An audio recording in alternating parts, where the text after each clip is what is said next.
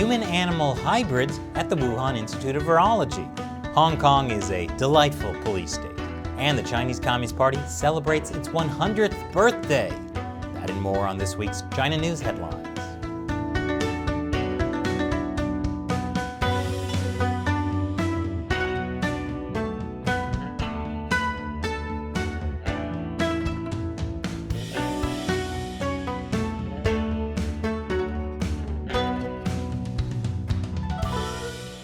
Welcome to China Uncensored. I'm Chris Chappell. Well, do we have a doozy of a story for you today? So by now you know how the US was partially funding gain-of-function research at the Wuhan Institute of Virology, where many suspect the coronavirus pandemic leaked from. Just a reminder, gain-of-function research is where you make a virus more deadly or contagious to humans. Supposedly this research is done to prevent pandemics. Not working so well, is it? But anyway, you might be wondering, how did researchers at the Wuhan Institute of Virology take bat coronaviruses and make them contagious to humans? Well, their answer was human-animal chimeras. That's an artistic depiction. A human-animal chimera is what you get when scientists inject an animal with human cells, or engineer them with human DNA so the animal has certain human characteristics. For example, a lot of research is done on humanized mice. No, Seamus, you know what I meant. Humanized lab mice, thank you. Scientists like to test things on these humanized animals before giving a drug or vaccine to actual humans. In some cases, the humanized animals are actually used to create biological drugs, like certain cancer drugs. That itself isn't news. Scientists began creating humanized animals way back in the 1980s, presumably after a little inspiration. And at the Wuhan Institute of Virology, the famous bat woman, Dr. Shi Li, had been working with humanized animals for more than a decade. Here's a paper from 2008 talking about using chimeras for coronavirus research. What is news is that we've learned researchers at the Wuhan Institute of Virology were specifically infecting humanized mice with bat coronaviruses in early 2019. And they were trying to see if they could get the bat coronaviruses to infect human tissues. I wonder if they were successful. But of course, we may never know for sure because the Chinese Communist Party is preventing any investigation into the Wuhan Institute of Virology. And they destroyed a lot of the lab's research last year. So we have no idea if their research was connected to the coronavirus that became a global pandemic. But at this point, the more I listen to the science, the more terrified I become. This is how we get Planet of the Mice. But with that out of the way, this week on July 1st, the world wished the Chinese Communist Party a happy 100th birthday. And there's a lot to celebrate. Not only has the Chinese regime killed way more people than any other regime in history, but it's also actively made the world a worse place. Global pandemics are just the tip of the iceberg. As U.S. Representative Mike Gallagher said on Twitter, the atrocities we're seeing in Xinjiang, Hong Kong, and Tibet today are not a new development. From the very start, brutalizing its own population was hardwired into the CCP's core DNA, which is why he led a bipartisan resolution in the House of Representatives to send the CCP a birthday card, condemning China's gross violations of human rights. And considering the Chinese Communist Party is literally harvesting the organs of prisoners of conscience, when I say gross human rights violations, it covers all meanings of the word gross. But July 1st has an even more special meaning to the people of Hong Kong. Not only is it the 100th birthday party for the CCP, it's also the 24th anniversary of when China took control of Hong Kong in 1997, and the 1-year anniversary of the national security law that took away Hong Kong's freedoms. Now, you might have heard the national security law resulted in a mass exodus of Hong Kongers from the city. I'm happy to say that's coming to an end, because in April, authorities passed a law that could be used to stop people from leaving the city. Why would they want to leave? Hong Kong is becoming a delightful police state, which is what a senior journalist for the now defunct pro-democracy newspaper Apple Daily Find out when he was arrested at the airport this week. As pro-Beijing lawmaker Alice Mack said, if it's a police state, why not? I don't think there's any problem with a police state. When we say a police state, I will view the other side. That is, the emphasis on security. Let's just hope Alice Mack doesn't have a secret world like Alex Mack, or else she'll be in big trouble. But to help in the transition to becoming a police state, Hong Kong's security chief John Lee has been promoted to the #2 official. There's certainly a lot to celebrate. But please don't, because Hong Kong police have refused to allow a rally marking the handover. And it's not just Hong Kong winning at human rights. China overall has the best human rights in the world.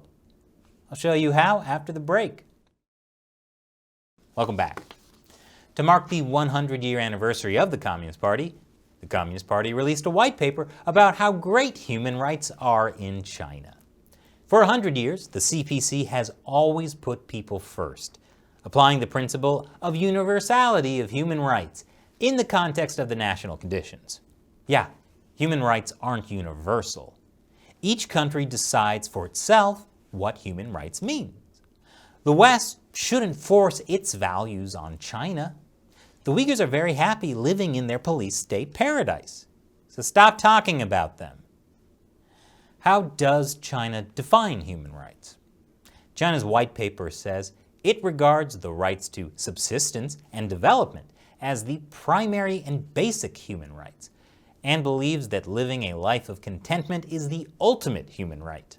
Like how the Great Leap Forward resulted in so much food production, people had too much to eat, and then had to fast to lose weight. Unfortunately, 45 million people accidentally ended up fasting to death. We just did an episode about the Great Leap Forward, so check it out if you'd like to learn more. Good news! The CCP is bringing its version of human rights to the rest of the world. According to rights group Safeguard Defenders, the UN is helping China expand its global policing. Are you saying we can all benefit from the wonderful kind of police state they have in Hong Kong? The United Nations Office on Drugs and Crime, essentially the UN's anti-corruption body, has signed a cooperation agreement with China's National Supervision Commission, its massive extrajudicial policing force, and is refusing to release the secret content of this agreement. And everyone loves a secret, so how could that be a bad thing? Now don't get crazy. China's National Supervision Commission is only targeting a small minority of the world's population. Only about 300 million people. It exists outside of any country's judicial system, so it's basically a way to make people disappear. You know, like a magic trick. Everyone loves magic tricks, especially university students. Especially Chinese university students studying in Australia. That's why the party is keeping a close eye on them, so they or their family back home in China can also disappear at any time. That's according to a new report by Human Rights Watch. Despite studying thousands of kilometres away from China, many Chinese and Hong Kong students in Australia are harassed and intimidated into censoring their speech and actions. I have to censor myself. I come to study in Australia, and still I'm not free. There were attempts to dox me, and someone leaked the name of the building I was living in.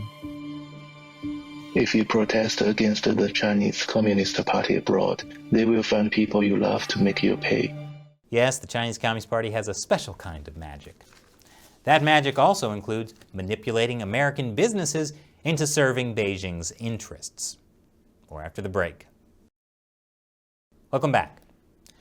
According to an upcoming report from the House Permanent Select Committee on Intelligence, U.S. businesses are receiving guidance and direction from Chinese officials to influence business operations, investment strategy, and strategic directions.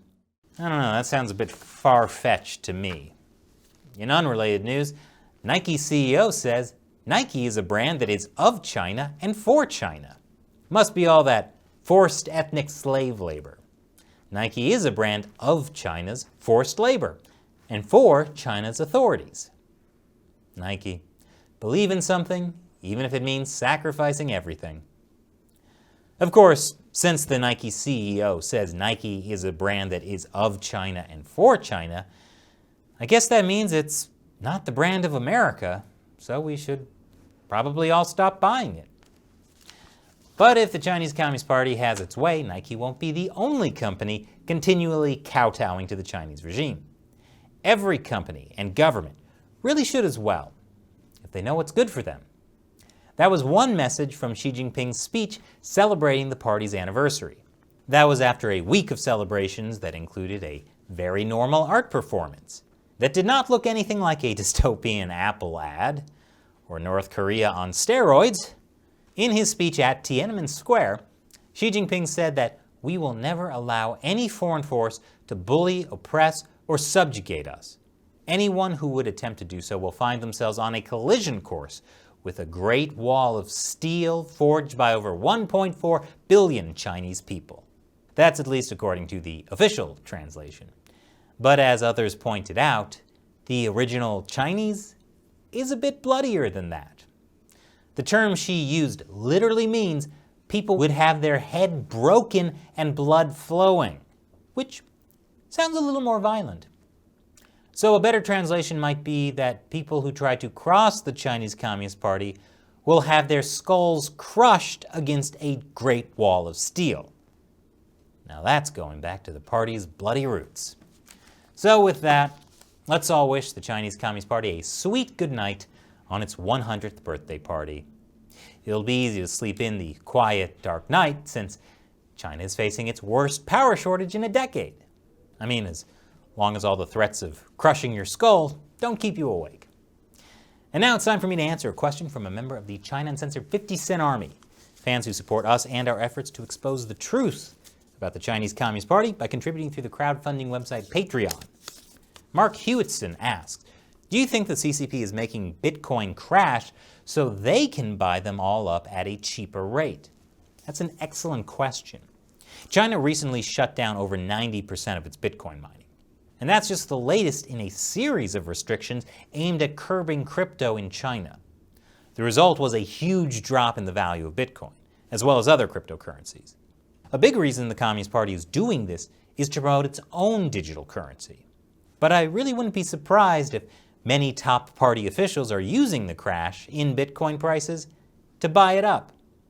Even if your average Chinese person is forbidden from buying Bitcoin, top party officials love to do things like that to increase their wealth, and especially transfer their ill-gotten fortunes into a form that can't be easily taken away by the party. After all, just because we're communists doesn't mean we can't make a little money, right? Thanks for your question and your support, Mark. And a big thank you to everyone who supports China Uncensored on Patreon. We could not do this show without you. So thank you for joining us in the fight to expose the Chinese Communist Party to the world. If you're interested in joining, head over to patreon.com/China Uncensored.